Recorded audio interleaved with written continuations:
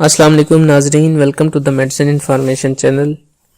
नाजरीन, अगर आपने अब तक हमारे चैनल को सब्सक्राइब नहीं किया तो जल्दी से हमारे चैनल को सब्सक्राइब कर दें कि हमारे चैनल से हर आने वाली नई वीडियो अब तक पहुंचती रहे। नाजरीन, हमारा मेडिसिन इन्फॉर्मेशन चैनल अपने नाजरीन तक तमाम मेडिसिन के बारे में मुफीद इन्फॉर्मेशन शेयर करता रहता है। आप हमारे चैनल से किसी भी मेडिसिन के बारे में मुफीद इन्फॉर्मेशन हासिल कर सकते हैं। नाजरीन, आज हम एक नए प्रोडक्ट के बारे में बात करने जा रहे हैं। आज हम इस वीडियो में एल्डोजेट कैप्सूल के बारे में बात करने जा रहे हैं। इस वीडियो में आज हम बात करेंगे uses and benefits of capsule Eldoget, what are the contraindications of Eldoget capsule, what are the side effects of Eldoget capsule and dosages of Eldoget capsule. नाजरीन, कैप्सूल एल्डोजेट एक म्यूकोलेक्टिक एजेंट है जो chronic obstructive bronchitis के इलाज के लिए इस्तेमाल किया जाता है। म्यूकोलेक्टिक अद्वियात वो अद्वियात होती हैं जो फेफड़ों से बलगम को निकालने के लिए बलगम को तोड़ती हैं या फिर बलगम को पतला कर देती हैं ताकि फेफड़ों से बलगम को बाहर निकाला जा सके। म्यूकोलेक्टिक्स को cystic fibrosis, bronchitis, chronic obstructive pulmonary disease, COPD, emphysema और एस्थमा के इलाज के लिए इस्तेमाल किया जाता है। म्यूकोलेक्टिक एजेंट्स को ओरल, IV और नेबुलाइजर के जरिए इस्तेमाल किया जाता है। नाजरीन, कैप्सूल एल्डोजेट को क्रोनिक ऑब्स्ट्रक्टिव ब्रोंकाइटिस के इलाज के लिए इस्तेमाल किया जाता है। तो अब बात करते हैं कि ब्रोंकाइटिस क्या चीज़ है और इसकी अलामात क्या हैं। ब्रोंकाइटिस एक फेफड़ों या सांस की बीमारी होती है जो वायरस, बैक्टीरिया या दीगर पार्टिकल की वजह से होती है, जिसकी वजह से ब्रोंकियल ट्यूब्स सूज जाती हैं।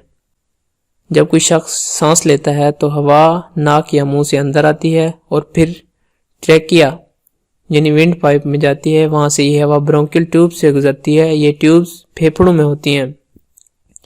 ये ट्यूब्स फेफड़ों में हवा अंदर और बाहर ले जाती हैं। ब्रोंकियल ट्यूब्स को ब्रोंकाई या एयरवेज भी कहा जाता है। ब्रोंकियल ट्यूब्स की सोजिश की वजह से मुंह, नाक और फेफड़ों के दरमियान हवा की नकलो हरकत महदूद हो जाती है। ऐसी हालत में सांस लेना बहुत ही मुश्किल होता है क्योंकि हवा का रास्ता बलगम की वजह से बंद हो जाता है। नाजरीन, कैप्सूल एल्डोजेट को क्रोनिक ऑब्स्ट्रक्टिव ब्रोंकाइटिस के इलाज के लिए इस्तेमाल किया जाता है। ब्रोंकाइटिस की बीमारी में ब्रोंकाई मुतासिर होता है। इन्फेक्शन की वजह से ज्यादा मिकदार में बलगम बनता है जिसे खांसी के अमल के जरिए निकालने की कोशिश की जाती है। ये बीमारी एक्यूट या क्रोनिक नौइयत की हो सकती है जिसकी वजह से एयरवेज की सोजिश 3 हफ्ते या 3 माह से 2 साल तक रहती है। सिगरेट पीने वाले अफराद में ब्रोंकाइटिस के ज्यादा चांसेस होते हैं। नाजरीन, अब बात करते हैं कि ब्रोंकाइटिस की अलामात कौन कौन सी होती हैं। ब्रोंकाइटिस की जैसा कि हमने कहा कि 2 किस्मों में तकसीम किया जाता है इसको, एक्यूट ब्रोंकाइटिस और क्रोनिक ब्रोंकाइटिस। एक्यूट और क्रोनिक ब्रोंकाइटिस में फ़र्क सिर्फ वक्त और असरात का होता है, बाकी अलामात दोनों की एक जैसी होती हैं। थोड़े वक्त और कम असरात वाली ब्रोंकाइटिस को एक्यूट ब्रोंकाइटिस और ज़्यादा पुरानी और गहरे असरात वाली ब्रोंकाइटिस को क्रोनिक ब्रोंकाइटिस कहा जाता है। नाजरीन, ब्रोंकाइटिस की वजह से खांसी या खांसी के साथ बलगम, सफ़ेद बलगम, जर्द बलगम, माइल भूरा बलगम या सब्ज रंग का बलगम हो सकता है। सांस लेने में दुश्वारी या सांस लेने से सीने में दर्द होता है। सांस लेने से गुरगुराहट की आवाज़ आती है। गले की सोजिश, नाक का बंद हो जाना या नाक बहना शुरू हो जाता है। बुखार के साथ जिस्म में दर्द और सर्दी लगती है। सर दर्द और थकावट भी महसूस होती है। एक्यूट ब्रोंकाइटिस में कुछ मुख्तलिफ अलामात पाई जाती हैं जो फ्लू की हालत से मिलती जुलती हैं, जैसे सर दर्द, जिस्म में दर्द होना, सीने में जकड़न वगैरह, और बाज़ सूरतों में जैसे बच्चों में बलगम की बढ़ने की वजह से कै होती है। दूसरी तरफ क्रोनिक ब्रोंकाइटिस में गुरगुराहट, बलगम की बढ़ती हुई मिकदार के साथ साथ मुसलसल खांसी, बार बार सीने में इन्फेक्शन, सांस लेने में दुश्वारी जैसी अलामात का सामना करना पड़ता है। ये दायमी ब्रोंकाइटिस तवील अरसे तक खांसी का बायस बनती है। नाजरीन, अब बात करते हैं डोजेज ऑफ कैप्सूल एल्डोजेट। एल्डोजेट कैप्सूल की डोजेज क्या है।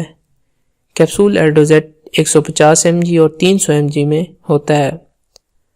18 سال کی عمر کے مریضوں کے لیے 150 mg کا کیپسول صبح اور شام، اور 18 سال سے زیادہ عمر کے مریضوں کے لیے 300 mg کا کیپسول صبح اور شام تجویز کیا جاتا ہے۔ اس کیپسول کی مقدار ڈاکٹر مریض کی عمر اور بیماری کی شدت کے لحاظ سے تجویز کرتا ہے۔ اگر ہم کیپسول ایلڈوزیٹ کے سائیڈ ایفیکٹس کی بات کریں تو ناظرین، کیپسول ایلڈوزیٹ کے استعمال سے فلشنگ، پسینہ میں اضافہ، متلی، چکر اور الٹی آ سکتی ہے۔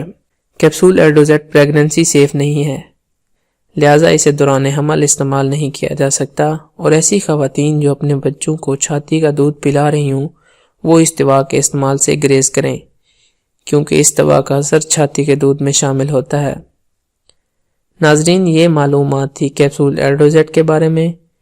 میڈیسن انفارمیشن چینل اس طرح کی مزید ویڈیوز بھی آپ تک شیئر کرتا رہے گا۔ اگر آپ کو ہماری یہ ویڈیو اچھی لگی ہو تو اس ویڈیو کو لائک اور شیئر ضرور کر دیجیے گا۔ شکریہ۔